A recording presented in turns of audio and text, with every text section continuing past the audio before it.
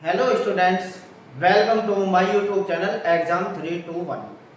इस वीडियो के माध्यम से मैं आपको पढ़ाने जा रहा हूँ फिनोल। फिनोल जो कि एक बहुत महत्वपूर्ण टॉपिक है एग्जाम की दृष्टि से, आपको इसके बारे में जानना बहुत ज़्यादा जरूरी है। तो आइए फिनोल के बारे में कुछ सामान्य बातें जानने की कोशिश करेंगे। आइए देखते हैं फिनोल। फिनोल जिसका अनुसूत्र होता है C6H5OH, ये फिनोल होता है। और फिनोल को हम या इस रूप में भी लिख सकते हैं, ये फिनोल होता है। चलिए फिनोल के बारे में समझिए। जो एरोमेटिक यौगिक होते हैं और उस पे OH समूह कहीं भी हाइड्रोक्सिल समूह आके जुड़ता है, डायरेक्ट OH समूह आके जुड़ जाए, उसे ही फिनोल कहते हैं। अब आप सबसे पहले एरोमेटिक यौगिक समझिए होते क्या हैं। एरोमेटिक यौगिक, इनको समझिए। एरोमेटिक यौगिक होते क्या हैं।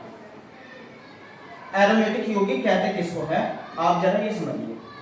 जो बेंजीन होती है, देखिए बेंजीन का जो फार्मूला होता है वो होता है C6H6। इसको हम इस रूप में भी लिख सकते हैं, ये क्रम से बेंजीन रिंग में डबल बॉन्ड सिंगल बॉन्ड होता है, ये बेंजीन होते हैं।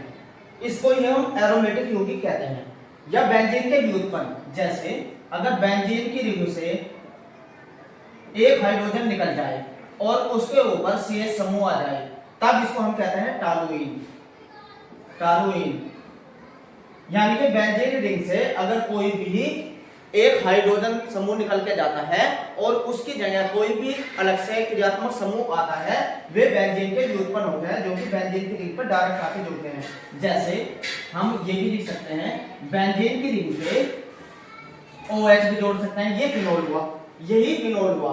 यानी कि एक हाइड्रोजन यहां से निकल गया और उसकी जगह OH समूह आके जुड़ गया, यही फिनोल होता है।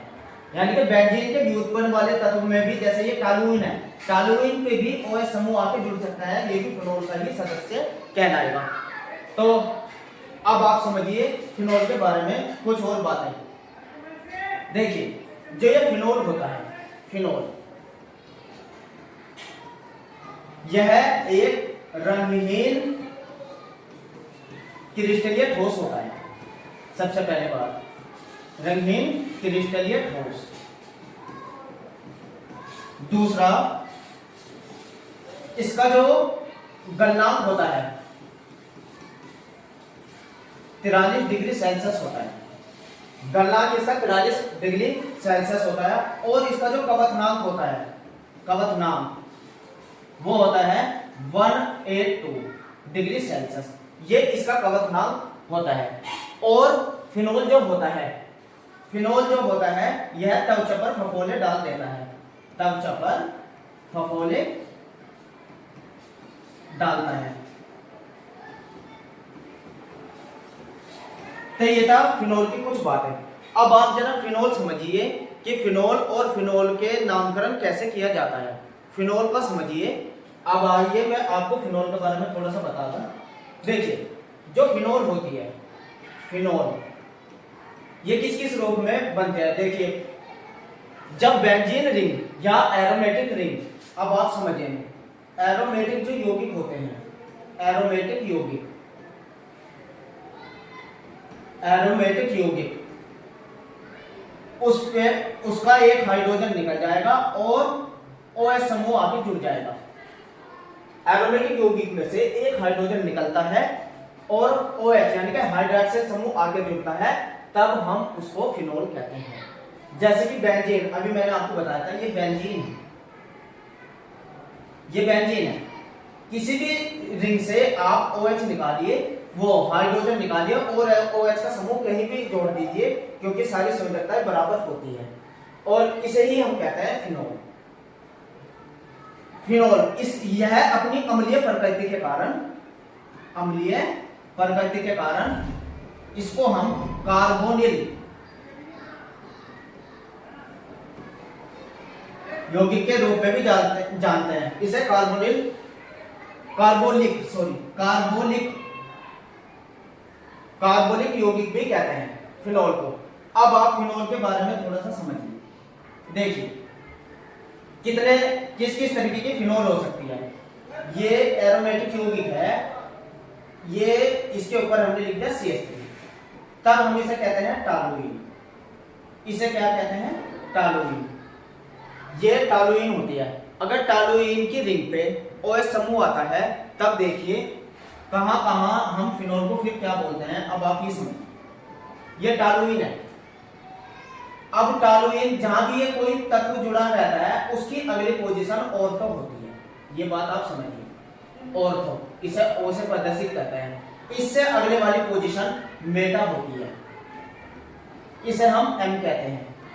और इससे नेक्स्ट वाली पोजीशन पैरा होती है, जिसे हम P से प्रदर्शित करते हैं। यानी कि जहां भी क्रियात्मक समूह जुड़ा हुआ होता है उससे नेक्स्ट वाली पोजीशन ऑर्थो, उससे अगली पोजीशन मेटा और पैरा। आप इधर से भी आ सकते हैं, ये हो जाएगी ऑर्थो, ये मेटा और ये पैरा। तो ये पोजीशन होती है। अब आप समझिए, ये टॉलुइन है, ये हुई टॉलुइन। अगर OH समूह यहां आके जुड़ता है ऑर्थो पोजीशन पे, देखिए मैंने कौन सी पोजीशन बताई? ऑर्थो। ऑर्थो पोजीशन पर अगर OH समूह आके जुड़ता है, अब आप समझिए, इसे इसका नाम हो गया O किरिसान। O किरिसान यानी कि ऑर्थो किरिसान। और इसका अगर नाम लिखना चाहेंगे तो हम ये लिख सकते हैं ऑर्थो हाइड्रॉक्सी। OH को कहते हैं हाइड्रॉक्सी टॉलुइन। अब आप समझिए, इसका नाम हुआ ऑर्थो हाइड्रॉक्सी टॉलुइन। इसको आप इस तरीके से भी लिख सकते हैं। अगर ये OH का समूह, ये टॉलुइन है, OH का समूह मेटा पोजीशन पे आके जुड़ता है, देखिए ऑर्थो मेटा, चाहे किधर जोड़िए, अगर मेटा पोजीशन पे आके OH का समूह जुड़ता है तब इसे हम कहते हैं मेटा किरिसाल। ये क्या होता है? मेटा किरिसाल कहते हैं इसको। और इसका दूसरा नाम क्या कह सकते हैं हम इसके? ऑर्थो की जगह M हाइड्रॉक्सी यानी कि मेटा हाइड्रॉक्सी टॉलुइन यह हो गया। अब इसी तरीके से अगर टॉलुइन की रिंग पे, यानी कि टॉलुइन जो है, ये टॉलुइन है, इसकी para position ortho Meta para position पे OH आके जुड़ जाए, देखिए ये ऑर्थो पोजीशन पे जुड़ा हुआ है, ये मेटा, ये पैरा, तो इसे कहेंगे P किरिसाल। इसका सामान्य नाम क्या होता है? P किरिसाल। और इसको हम ऐसे भी लिख सकते हैं para hydroxy toluene, para hydroxy toluene. तो इस तरीके से बेंजीन की रिंग पे अगर कहीं भी OH समूह आता है, पोजीशन आपको याद रखनी है, ऑर्थो पोजीशन पे है या मेटा पोजीशन पे है या ऑर्थो पोजीशन पे है। उस तरीके से आप एरोमेटिक फिनॉल के सदस्यों का नाम लिख सकते हैं। अगर बेंजीन की रिंग पे 2 OH समूह उपस्थित हो तब उसको हम कैसे नाम लिखते हैं और पोजीशन कौन कौन सी होती है, आइए ये भी समझा देते हैं। अब आप समझिए, 2 बेंजीन रिंग पर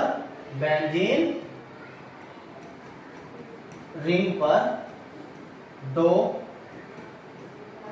OH समूह उपस्थित होने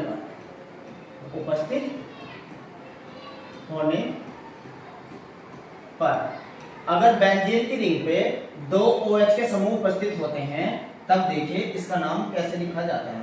अब आप ये भी समझिए, ये देखिए ये बेंजीन की रिंग है, ये बेंजीन रिंग है, OH कहीं भी जोड़िए और एक अगला ऑर्थो पोजीशन पे, देखिए 2 OH के समूह आ गए, बेंजीन की रिंग पे 2 OH समूह आ चुके हैं। अब इसका नाम हम क्या लिखेंगे? देखिए ऑर्थो, ये ऑर्थो पोजीशन पे है ना, और 2 है तो di, ortho di hydroxy benzene क्योंकि क्या बचा ये फिर बेंजीन। ऑर्थो पोजीशन पता ना, ऑर्थो चाहे इधर से गिनिए, ऑर्थो चाहे इसे मानिए चाहे इसे मानिए, यही आएगा ortho di hydroxy benzene. Di इसलिए क्योंकि दो OH के समूह उपस्थित है। इसी तरीके से आप नाम ऐसे भी लिख सकते हैं, अगर ये आ जाए ऐसे, देखिए OH अब क्या आ जाए मेटा पोजीशन पे, आपके ऑर्थो से कहां आ गया मेटा पे, तो अब आप इसे क्या लिखेंगे, इसका नाम मेटा डाई, यानी कि दो है ना हाइड्रॉक्सी बेंजीन, फिर इसका नाम हो जाएगा ये मेटा डाई हाइड्रॉक्सी बेंजीन। ठीक है, इसी तरीके से पैरा पोजीशन का भी आप नाम आसानी से लिख सकते हैं। ये देखिए पैरा पोजीशन का भी नाम आप आसानी से लिख सकते हैं।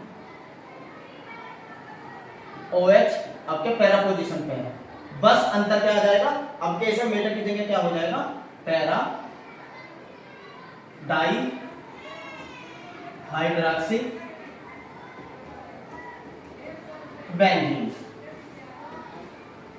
तो ये आपने उन तत्वों के, उन एरोमेटिक यौगिकों के नाम को जाना जिसमें दो OH समूह उपस्थित होते हैं। अगर 3 OH के समूह उपस्थित हो तब उनका नाम कैसे लिखते हैं आप ये भी समझिए। अभी 2 के लिखे आपने, अब 3 के समझिए। देखिए जब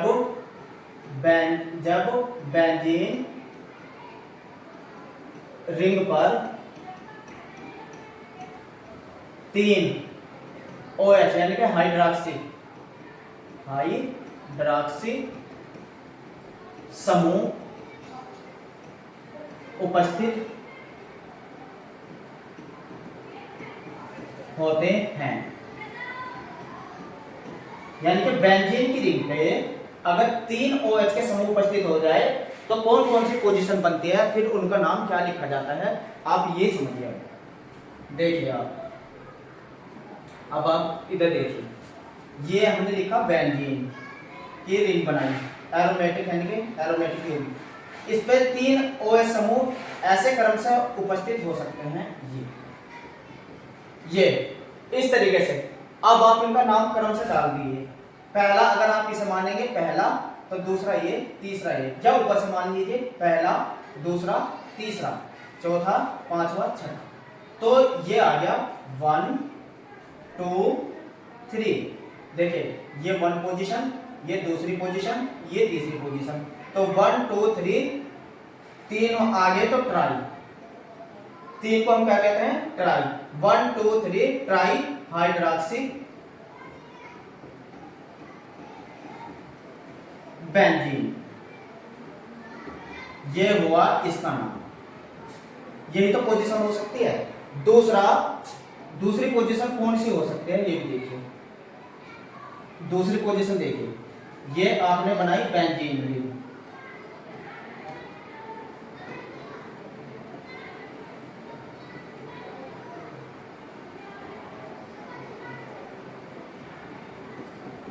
देखिए चाहे तो इधर से गिनिए 1 2 3 4, इधर से आएंगे नीचे से, जिधर से पहले 1 2 3 4 5 6, तो देखिए 1 पे आया है 1, 2 पे आया है 2, और कहां आया है 4, 1 2 4, ये पोजीशन पे आगे जुड़ सकता है OH का समूह। 3 पे जुड़ेगा तो 3 वाला मैंने पहले ही लिखवा दिया, 1 2 4 ट्राई हाइड्रॉक्सी फिनोल, वो सॉरी बेंजीन, ये हो जाएगा। दूसरी पोजीशन ये बन सकती है 3 OH के समूह को लेकर। एक पोजीशन और बन सकती है जहां OH का समूह उपस्थित हो सकता है। देखिए ये बेंजीन रिंग पे कहां आ सकता है, अब आप ये भी समझिए, OH यहां आ गया, यहां आ सकता है और यहां आ सकता है। अब आप चाहे इधर से काउंटिंग करिए 1 2 3, चाहे इधर से आइए 2 3 आएगा, किधर से भी आप आ सकते हैं 2 3 4 5 6, तो कौन कौन सी पोजीशन पे ये जुड़ा हुआ है OH का समूह? 1 पे, देखिए जरा, 3 पे और 5 ट्राई हाइड्रॉक्सी